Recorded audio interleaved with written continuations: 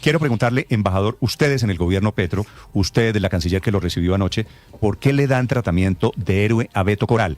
¿Qué hizo Beto Coral, fuera de insultar a quienes piensan diferente, para merecer todos los elogios, todos los homenajes que ustedes están haciendo? Quiero preguntar, ¿qué saben ustedes en la Embajada Colombiana en Washington sobre el caso, ese sí me parece importante, de Joan Sebastián Durán, este muchacho que fue asesinado esta semana por ICE, por los agentes antimigración de Trump? Bueno, parece que es chévere que le parezca este sí importante y el otro no, pero a mí me parece importante todos los casos. Claro, Beto Durán, tiene razón, pero tiene razón. Beto Coral me parece cuyo mérito es insultar al mundo entero. ¿Por qué el gobierno colombiano recibió a Beto Coral casi como a una figura de Estado, mientras otros colombianos no reciben el mismo trato?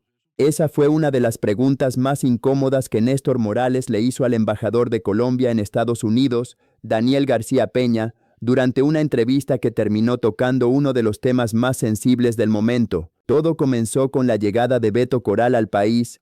La canciller fue personalmente a recibirlo al aeropuerto y lo abrazó frente a las cámaras, un gesto que generó múltiples reacciones. Pero Néstor Morales fue más allá y planteó una comparación que dejó al embajador contra las cuerdas. El periodista recordó el caso del colombiano que murió tras un procedimiento del ICE en Estados Unidos y cuestionó por qué ese hecho, mucho más grave desde el punto de vista humanitario, no recibió el mismo nivel de atención por parte del gobierno colombiano. ¿Por qué un activista obtiene un recibimiento oficial mientras la muerte de un connacional parece pasar a un segundo plano? La respuesta del embajador intentó explicar ambas situaciones, pero el intercambio dejó abiertas muchas preguntas sobre las prioridades diplomáticas del gobierno. En este video analizaremos ese intenso cruce de argumentos y las conclusiones que cada colombiano podrá sacar sobre el manejo que se le está dando a estos casos. Embajador, ¿ya ustedes tienen la aclaración de Estados Unidos de por qué la deportación de Beto Coral? A ver, es un proceso que obviamente tiene diferentes aspectos. Nosotros desde el primer día enviamos las notas de protesta correspondientes y pidiendo esclarecimiento de qué es lo que había sucedido.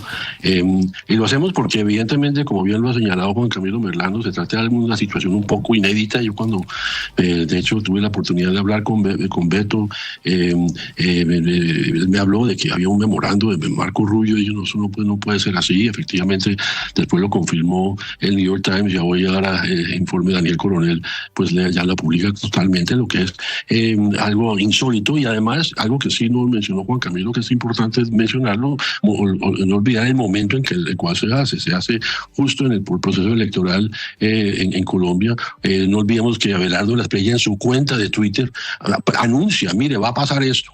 Lo hace conjuntamente con el quitavisas, que es el subsecretario de Estado Landau, y ahora pues con este memorando de Rubio se ve claramente que es un evento inspirado electoralmente hablando. Eso fue una cuña publicitaria para la campaña de Abelardo Lasprilla, donde mostraban de que ellos están alineados con Trump y que este acto no correspondió nada a su caso de asilo, que había llegado antes, que esa situación tiene nada que ver. Aquí se ve claramente que esa es la motivación política electoral que se hizo, y eso es lo que hace mucho más grave todo este caso. Entonces, de todas maneras, pudimos hablar con Beto y para contestar la pregunta, realmente hubo una serie de acciones que se hicieron tanto a nivel político, de demanda nuestra. Segundo, un apoyo muy importante de sectores de opinión aquí, congresistas, Jim McGovern y varios que se pronunciaron públicamente, y también hay que decirle una excelente abogada que tiene Beto, que es de ACLU, que es una ONG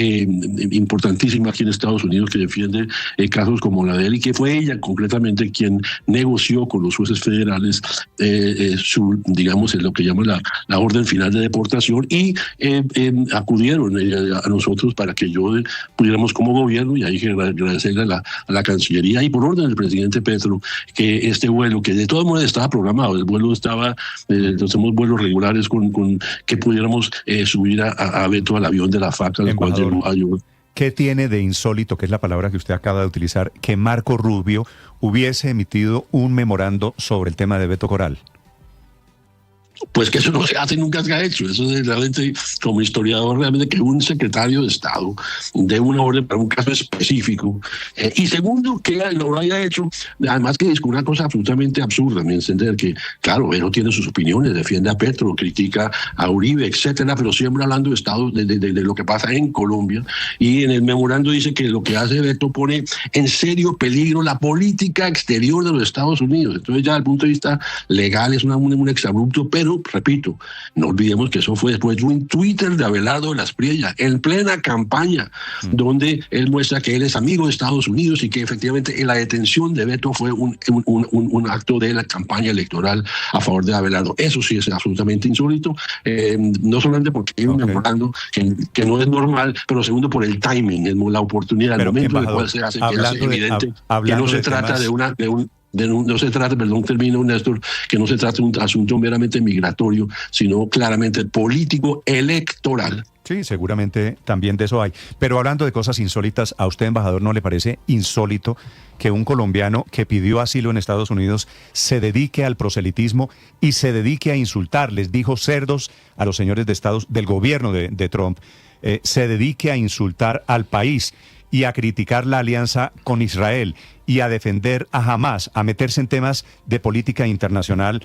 ¿Eso no le parece insólito también? Para nada. Todos los exilados y asilados que vienen, o personas que están buscando asilo en ese país lo hacen. Y de hecho eso es parte de la libertad de expresión, y por eso congresistas y gente de muchos sectores absolutamente insólito, aunque hay que decirlo también que este gobierno del presidente Trump, cualquier persona que exprese opiniones, pues ciertamente utilizan mecanismos. Por ejemplo, recordemos ahora que menciona lo de Gaza y el genocidio en Gaza y varias personas que expresaron opiniones en contra de las políticas de Netanyahu, utilizaron precisamente el gobierno de Trump y Marco Rubio para quitarle las visas y sacarlos del país. Uno de los momentos más llamativos de la entrevista llegó cuando el embajador de Colombia en Estados Unidos, Daniel García Peña, defendió la posición del gobierno sobre Beto Coral. Lejos de minimizar el recibimiento oficial, aseguró que existían razones suficientes para darle ese trato porque, según afirmó, Coral habría sido víctima de una persecución política durante los últimos años. Para el embajador, el caso de Beto Coral no puede analizarse únicamente desde el punto de vista judicial. Sostuvo que detrás de las investigaciones y procesos en su contra existió un contexto político que, en opinión del gobierno, justificaba acompañarlo y brindarle respaldo institucional a su regreso al país. Sin embargo, esa explicación abrió un nuevo debate. ¿En qué momento un gobierno puede afirmar que una persona fue perseguida políticamente sin que exista una decisión judicial que así lo establezca? Esa fue, en esencia, la inquietud que quedó flotando durante la entrevista. Los críticos consideran que cuando el Ejecutivo adopta públicamente esa narrativa, corre el riesgo de enviar un mensaje de respaldo político sobre un caso que sigue siendo objeto de controversia. Sus defensores, por el contrario, sostienen que cualquier ciudadano que haya sido objeto de abusos o actuaciones arbitrarias merece el acompañamiento del Estado. La discusión entonces deja de centrarse únicamente en Beto Coral y pasa a una pregunta más amplia. ¿Está el gobierno aplicando el mismo criterio para todos los colombianos que enfrentan situaciones difíciles en el exterior? ¿O existen casos que reciben una atención especial por razones políticas? Ese fue precisamente el cuestionamiento que marcó buena parte del intercambio entre Néstor Morales y el embajador. En varios de esos casos los llevaron a la corte. Lo bueno de este país es que todos hay justicia, y en varios de los casos, digo, la mayoría de ellos, los jueces echaron para atrás esas medidas arbitrarias e ilegales de los Estados Unidos, y muchos de estos que defendían a palestinos volvieron a los Estados Unidos. Embajador, entonces hay un tema de fondo, sí, Yo tengo la sensación de que la gente que pide asilo debe respetar al país y tiene el compromiso de no meterse en temas ni de política doméstica ni de política internacional. Pero es un tema, entiendo, de discusión. Quiero preguntarle, embajador, ustedes en el gobierno Petro, usted, la canciller que lo recibió anoche, ¿por qué le dan tratamiento de héroe a Beto Coral? ¿Qué hizo Beto Coral, fuera de insultar a quienes piensan diferente, para merecer todos los elogios, todos los homenajes que ustedes están haciendo? A ver, Néstor, con todo respeto, no le estamos diciendo que es un héroe, es una persona más embajador, víctima de las políticas deportan decenas de personas. Usted, sí, señor, usted se ocupó directamente del tema del héroe Beto Coral. Lo fue a recibir anoche al aeropuerto La Canciller. Le rindieron homenaje anoche a Beto Coral. Lo recibieron con besos y abrazos. Venían con él 72 deportados que se bajaron del avión y se fueron para su casa. No fueron a recibir deportados, no lo hacen nunca. Fueron a recibir al héroe Beto Coral. Le pregunto cuál es el motivo por el que tratan como héroe a Beto Coral. ¿Qué ha hecho Beto Coral que yo no me he enterado? A ver, usted se enteró de todo, Néstor, ¿no? Eso no se trata de ello. Nosotros tratamos de héroes a todos los colombianos, lo más que sea 17.000 que han llegado a Colombia.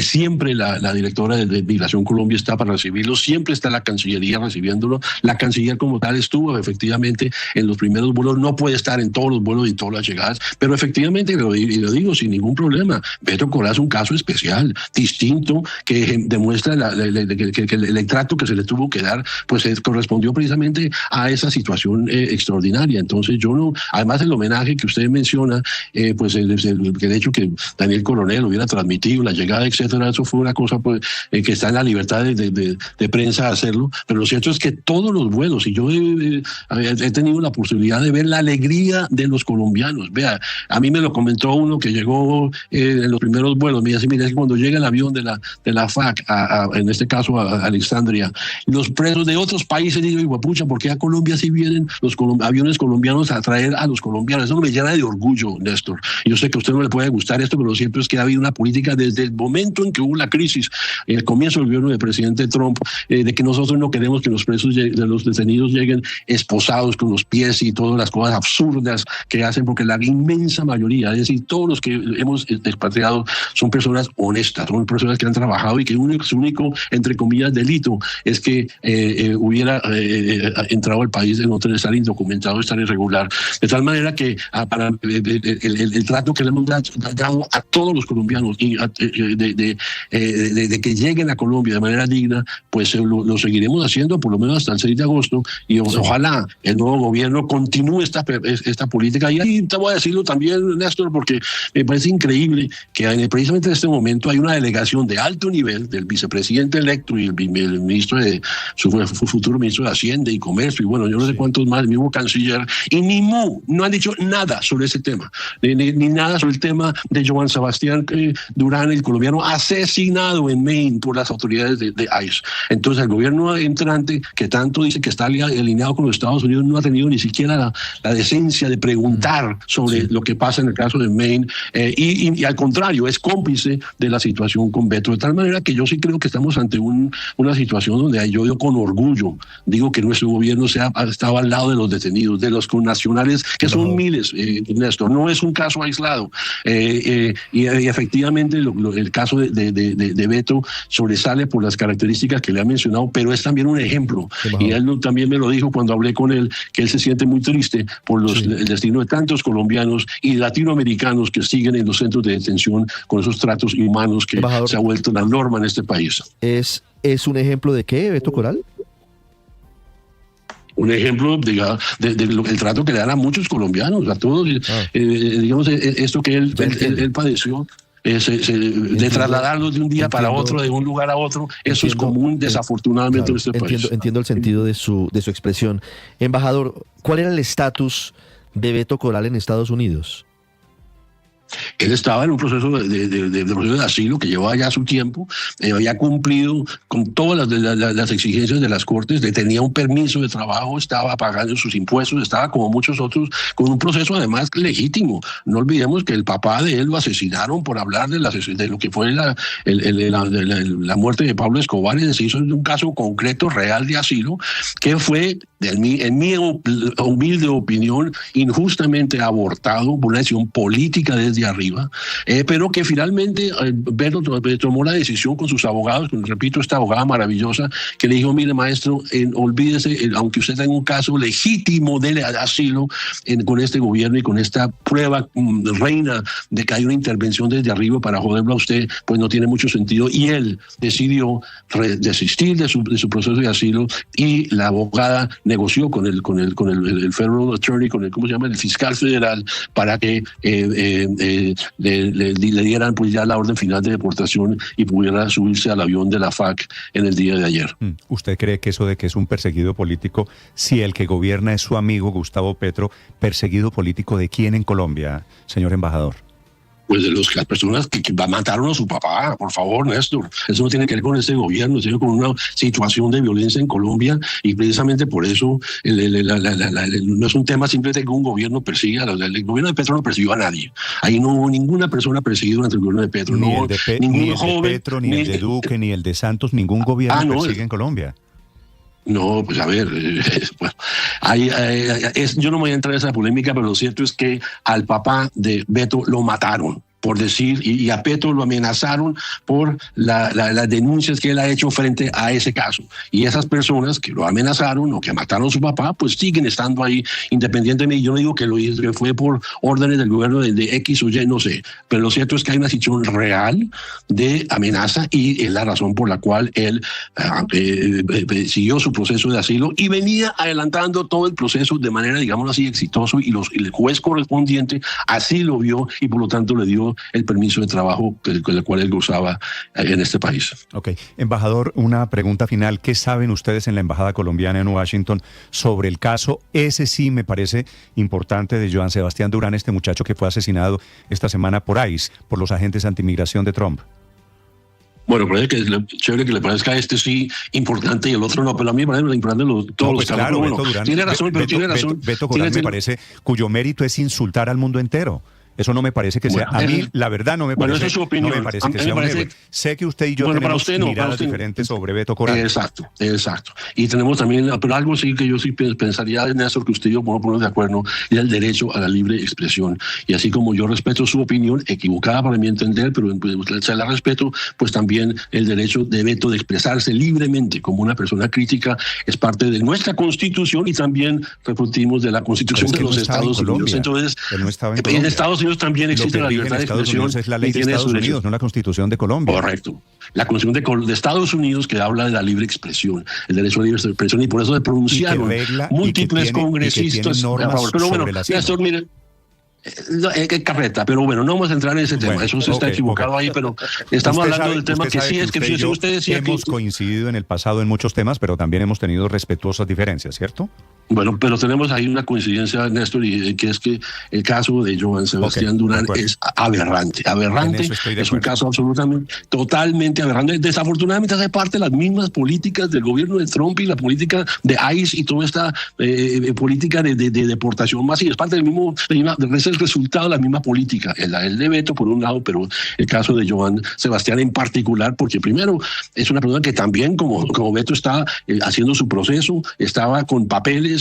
Además, ya se sabe que no fue la persona, se equivocaron, estaban detrás de otra persona, ni siquiera estaban detrás de él. Los procedimientos de pararlo, y que ya hay unos testigos que dicen que él trató de parar y que pues, supuestamente es la razón por la cual lo asesinaron, es absolutamente absurdo enfrente de su hija de 3 años. Eso es indignante. Mire, yo sé que aquí algunos tratan de meterle política, pero eso no es un tema político, Néstor, es un político humano. Hemos tenido, y quiero agradecer a la cónsul de Colombia en Boston, María Camila Hernández, que pobrecita le ha tocado durísimo, pero desde el día uno ha estado en contacto con Carolina, la esposa, con la familia, con el papá y la mamá, que estamos tratando de ayudar para que puedan también llegar a Estados Unidos y acompañar en este proceso. Es decir, aquí hay un problema humano. Y después de escuchar toda la entrevista, la pregunta sigue sobre la mesa. Más allá de si usted simpatiza o no con Beto Coral, el verdadero debate no es sobre una persona. El verdadero debate es sobre los criterios con los que actúa un gobierno. El embajador Daniel García Peña defendió el recibimiento oficial argumentando que Beto Coral fue víctima de una persecución política. Esa es la tesis del gobierno nacional y tiene todo el derecho de exponerla. Sin embargo, esa posición también genera interrogantes legítimos, porque cuando un gobierno adopta públicamente una narrativa sobre un ciudadano, inevitablemente aparecen las comparaciones. Y esas comparaciones fueron precisamente las que hizo Néstor Morales. ¿Por qué movilizar a la Cancillería para recibir a un activista político en el aeropuerto? ¿Por qué ese despliegue institucional? ¿Por qué esos abrazos frente a las cámaras?